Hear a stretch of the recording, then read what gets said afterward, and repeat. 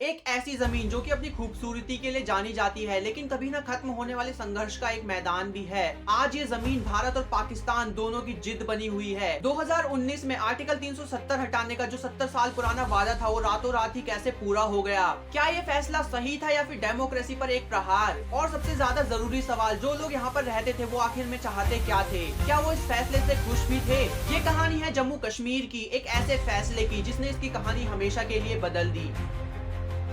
जम्मू कश्मीर एक ऐसी जगह जिसे इस धरती का स्वर्ग कहा जाता है, लेकिन सिर्फ इसकी खूबसूरती ही नहीं बल्कि इसका इतिहास भी काफी पुराना है। इस प्राचीन भूमि का इतिहास कई सारी संस्कृतियों, धर्मों और सभ्यताओं को मिलाकर बना है, जो कि इसे और भी ज्यादा इंपॉर्टेंट बना देता है। जम्मू कश्मीर की शुरुआत होती है उस समय से जब यहाँ पर बुद्धिज्म का प्रभाव था। अशोक, जो कि एक मौर्य सम्राट थे, जिन्होंने यहाँ पर बुद्धिज्म की शुरुआत करी और कई सारी मोनेस्ट्रीज भी बनाई, जिसके बाद यहाँ पर हिंदुज्म का प्रभाव बढ़ा। फिर बुद्धिज्म के बाद यहाँ पर इस्लाम और कई सेंट्रल एशियन शक्तियों का भी प्रभाव देखने को मिला। कश्मीर हमेशा से एक मेल्टिंग पॉट रहा है, जहाँ पर अलग अलग धर्मों और संस्कृतियों ने अपनी अपनी छाप छोड़ी है, जो कि इसे और भी ज्यादा स्पेशल बनाती है। और सम्राट अशोक, कुहंस और डोगरा डायनेस्टी ने यहाँ पर राज किया, लेकिन इन सब में से डोगरा डायनेस्टी के महाराजा गुलाब सिंह सबसे इंपॉर्टेंट है, जिनके बारे में हम वीडियो में अभी आगे बात करेंगे। जम्मू कश्मीर का इतिहास तब एक नया मोड़ लेता है जब यहाँ पर ब्रिटिश का प्रभाव बढ़ने लगता है। डोगरा डायनेस्टी जो उस वक्त कश्मीर पर शासन कर रही थी, ब्रिटिश के इन्फ्लुएंस के बाद वो ब्रिटिश के अधीन होकर वहाँ पर शासन करने लगती है। 1846 ट्रीटी ऑफ अमृतसर, ये ट्रीटी महाराजा गुलाब सिंह और ब्रिटिश के बीच हुई थी, जिसमें 75 लाख रुपए के बदले कश्मीर प्रदेश को महाराजा गुलाब सिंह के अधीन कर दिया था। इस ट्रीटी के बाद जम्मू कश्मीर ऑफिशियली एक प्रिंसली स्टेट बन गया था, जिस पर डोगरा डायनेस्टी शासन कर रही थी। डोगरा शासकों के दौरान इंफ्रास्ट्रक्चर डेवलपमेंट और कल्चरल प्रिजर्वेशन पर भी बहुत काम हुए, लेकिन फिर पॉलिटिकल और सोशल इश्यूज भी काफी उभरने लगे। और उस वक्त वहां के राजा ब्रिटिश राज के साथ मिलकर काम करने की कोशिश करते रहते थे, लेकिन कश्मीर के लिए असली प्रॉब्लम तब शुरू हुई जब भारत ने आजादी की ओर अपने कदम बढ़ाए। 1947 भारत की आजादी के साथ भारत के पार्टीशन का भी फैसला किया जाता है। इस फैसले में जितने भी प्रिंसली स्टेट्स थे, सबको 3 ऑप्शंस दिए गए थे, या तो वो भारत के साथ मिल जाए, या पाकिस्तान के साथ मिल जाएं, या तो वो इंडिपेंडेंट भी रह सकते हैं। बाकी जितने भी प्रिंसली स्टेट्स थे उनको तो जैसे तैसे करके भारत में मिलवा लिया गया, लेकिन कश्मीर इंडिपेंडेंट ही रहना चाहता था। भारत सरकार ने बहुत कोशिश की कि कश्मीर को अपने साथ मिला लिया जाए, लेकिन महाराजा गुलाब सिंह अपनी बात पर अड़े रहे। लेकिन उनके इस डिसीजन को असली झटका तब लगा जब पाकिस्तान की तरफ से ट्राइबल इन्वेजन हो गया। पाकिस्तान ने अपने ट्राइबल लश्करों के साथ मिलकर 1947 में कश्मीर पर हमला कर दिया, जिसके बाद वहाँ की स्थिति पूरी तरीके से बिगड़ गई। पाकिस्तान कश्मीर के ऑलमोस्ट 30% जमीन पर तब तक अपना कब्जा कर चुका था, जिसे आज के टाइम पर हम पाकिस्तान ऑक्यूपाइड कश्मीर के नाम से जानते हैं। और पाकिस्तान पूरी तरीके से कश्मीर पर अपना कब्जा न कर ले, इसलिए महाराजा हरि सिंह को ना चाहते हुए भी भारत के साथ मिलना पड़ा। अक्टूबर 26, 1947 महाराजा हरि सिंह ने इंस्ट्रूमेंट ऑफ एक्सेशन पर अपने साइन किए, जिसके बाद से कश्मीर भारत का एक हिस्सा बन गया। इस एग्रीमेंट के अंदर जम्मू कश्मीर में भारत को सिर्फ 3 एरियाज पर कंट्रोल था, डिफेंस, फॉरेन अफेयर्स और कम्युनिकेशन, और बाकी वहाँ की जितनी भी पावर्स थी वो वहाँ की रियासत के ही पास थी। लेकिन ये कंडीशंस क्यों थी? असल में ये एग्रीमेंट एक टेम्परेरी एग्रीमेंट था, तब तक के लिए जब तक कि कश्मीर में शांति स्थापित नहीं हो जाती। भले ही ये एक टेम्परेरी डिसीजन था, लेकिन इसके बाद से जम्मू कश्मीर की कॉम्प्लिकेशंस और बढ़ गई और इसका भविष्य पूरी तरीके से बदलने वाला था।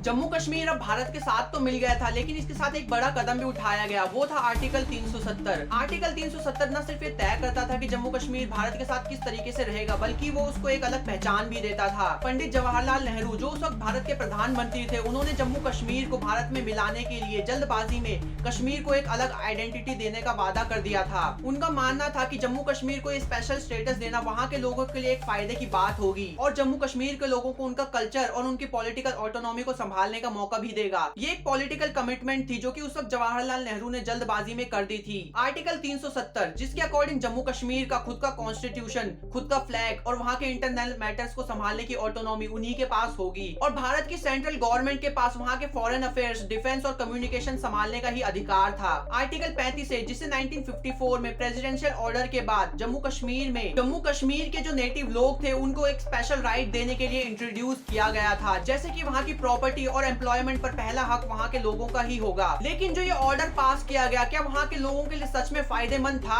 आर्टिकल 370 की वजह से हमेशा से जम्मू कश्मीर को पॉलिटिकल इंस्टेबिलिटी का सामना करना पड़ा और भारत की गवर्नमेंट भी इसमें कुछ नहीं कर सकती थी, क्योंकि भारत की गवर्नमेंट के पास वहाँ का सिर्फ लिमिटेड ही कंट्रोल था। और आर्टिकल 35A ने हमेशा से वहाँ की डेमोग्राफिक स्ट्रक्चर को भी अफेक्ट किया था। इस प्रोविजन की वजह से कोई भी आउटसाइडर और भारत की सेंट्रल गवर्नमेंट कश्मीर में कोई भी इन्वेस्टमेंट और कुछ भी नहीं कर सकती थी, जिसके बाद से वहाँ एम्प्लॉयमेंट और कोई भी अपॉर्चुनिटी सिर्फ लिमिटेड ही रह गई थी। और सिर्फ इसी वजह से आर्टिकल 370 और 35A हमेशा से जम्मू कश्मीर में एक कंट्रोवर्सी का कारण बने रहे। जम्मू कश्मीर के भारत में मिलने के बाद से पाकिस्तान ने उसे कब्जाने की पूरी कोशिश करी। 1947 में पाकिस्तान ने अपने ट्राइबल लश्करों के साथ मिलकर पाकिस्तान पर हमला कर दिया, जिसे बाद में यूनाइटेड नेशन की मदद से रोका भी गया और भारत ने अपने ट्रूप्स को पीछे खींच लिए, लेकिन पाकिस्तान ने काफी हिस्सा तब तक कब्जा लिया था, जिसे आज पीओके के नाम से जाना जाता है। 1965 में पाकिस्तान ने कश्मीर में मारकाट मचवा दी, जिसका जवाब इस बार भारत ने डट कर दिया और फिर बाद में चलकर ये जंग एक सेटलमेंट पर खत्म हुई, लेकिन कश्मीर का मुद्दा रिजॉल्व नहीं हो पाया। 1971 की वॉर, ये भारत और पाकिस्तान के बीच बांग्लादेश की स्थापना को लेकर हुई थी। इस वॉर में भारत को जीत मिली और पाकिस्तान को अपने मिलिट्री रिसोर्सेज के बारे में सोचने पर मजबूर कर दिया। कारगिल वॉर, 1999 में पाकिस्तान ने कारगिल में अपने कुछ इंफ्रेटर्स को भेजा, जिस हमले का जवाब भारत ने पूरी तरीके से दिया और इस वॉर के बाद से पाकिस्तान के इंटेंशंस पूरी दुनिया के सामने खुल भी गए। 1980s के अंतिम दौर में जम्मू और कश्मीर में एक नए और खौफनाक वजह से बदलाव आया। इस समय पाकिस्तान ने कश्मीर के अंदर डर और खौफ बढ़ाने के लिए क्रॉस बॉर्डर टेररिज्म को बढ़ावा दिया। कश्मीरी पंडितों पर हमला, इस दौरान कश्मीरी पंडितों पर काफी हमले किए जाने लगे और उनको उनके घरों से निकाला जाने लगा, जिस पर ये वाली मूवी भी बनी हुई है, आप लोग जाकर देख सकते हो। और जो भी ये कुछ जम्मू कश्मीर में चल रहा था, ये जम्मू कश्मीर के काले इतिहास के पन्नों में दर्ज हो गया। और जम्मू कश्मीर में जितनी भी ये वॉर्स हुई और जितने भी ये हादसे हुए, ये सब ना सिर्फ वहाँ की पॉलिटिक्स को बदल रहे थे, बल्कि वहाँ के आम लोगों की जिंदगी को बदतर और ज्यादा बदतर बनाते जा रहे थे।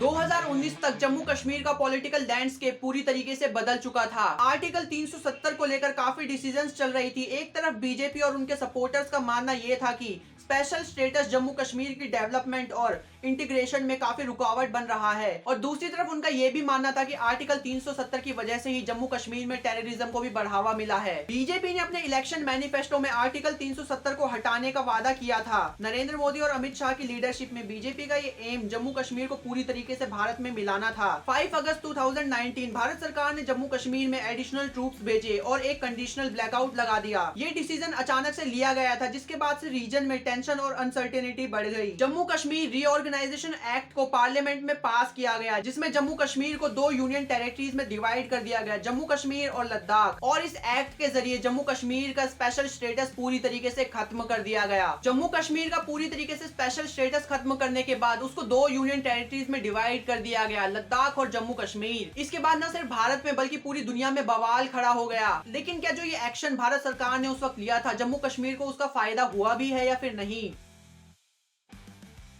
जब 2019 में जम्मू कश्मीर का स्पेशल स्टेटस खत्म किया गया तो ऐसा लगा कि जम्मू कश्मीर में दंगे भड़क उठेंगे, लेकिन सारा का सारा काम एकदम शांति से हो गया और इसके बाद जम्मू कश्मीर में काफी डेवलपमेंट भी देखी गई। भारत सरकार ने जम्मू कश्मीर में काफी इन्वेस्टमेंट्स भी करी और वहाँ कई अपॉर्चुनिटीज भी लोगों को दी। वो जम्मू कश्मीर जहाँ जहाँ पहले खतरे से खाली भी नहीं था, जहाँ से आए दिन हमें टेररिज्म को लेकर कोई ना कोई खबर सुनने को मिलती रहती थी, अब वो एकदम कम या फिर कह लो बहुत ही ज्यादा खत्म हो चुकी है। हालांकि जम्मू कश्मीर में अभी भी काफी डेवलपमेंट और सुधार की जरूरत है, लेकिन जो हाल पहले थे उससे अभी की सिचुएशन काफी बेहतर है, जो कि आने वाले समय में और सुधरनी भी चाहिए। तो जब आर्टिकल 370 हटाने के बाद लोगों के दिमाग में ये सवाल उठ रहे थे, क्या ये फैसला सही है? तो जम्मू कश्मीर की अभी की कंडीशन को देखकर हाँ, ये फैसला एकदम सही था। तो आज की वीडियो के लिए सिर्फ इतना ही। अगर आप लोगों को वीडियो पसंद आई तो वीडियो को लाइक जरूर करना, चैनल पे नए हो तो सब्सक्राइब जरूर करना, और सोशल मीडिया किस तरीके से हमारा दिमाग भ्रष्ट करती जा रही है ये जानना है तो ये वाली वीडियो जरूर देखना, नहीं तो बगल में और वीडियोस आ रही हैं, ये भी आप लोग देख सकते हो। मैं मिलता हूँ आप लोगों से नए टॉपिक के साथ नई वीडियो में, तब तक के लिए नमस्ते।